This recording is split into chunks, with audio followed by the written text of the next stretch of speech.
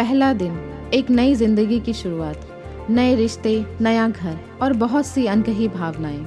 नेहा की आंखें सुबह जल्दी खुल गईं। ससुराल का पहला दिन था, पर नींद जैसे आंखों से कोसों दूर थी। माँ के पास आखिरी रात बिताने की यादें अब भी ताजा थीं।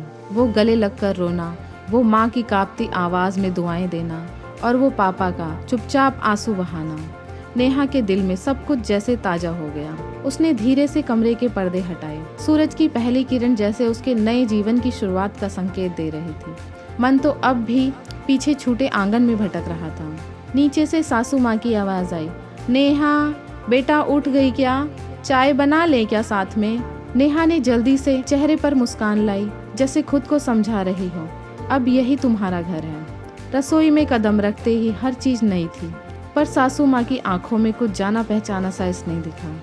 वो धीरे से बोली, पहला दिन है बेटा, डर मत, धीरे धीरे सब सीख जाएगी। नेहा की आंखें भर आईं, लेकिन उसने मुस्कुराकर सिर हिलाया। दिन भर रिश्तेदारों का आना जाना लगा रहा। सब ने प्यार दिया, दुआएं दी, पर दिल के एक कोने में अब भी एक खालीपन था। मायके की आदतें, माँ की ममता, भाई की शरारतें, सब कुछ बहुत याद आ रहा था। शाम जब कमरे में वो अकेली थी, तभी अयान, उसका पति, चुपचाप पास आया और बोला, नेहा मैं जानता हूँ ये बदलाव आसान नहीं होता, पर मैं तुम्हारा साथ देने के लिए हमेशा हूँ। नेहा की आंखों से आंसू बह निकले, पर इस बार वो आंसू अकेलेपन के नहीं थे। वो थे एक नए रिश्ते में अपनाए जाने के, एक नई शुरुआत के।